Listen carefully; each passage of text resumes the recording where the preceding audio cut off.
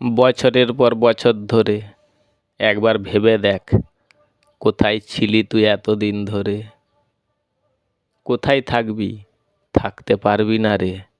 সময় অপেক্ষা করে, আসতে হবে ঠিক তোকে তোর নিজের ঘরে।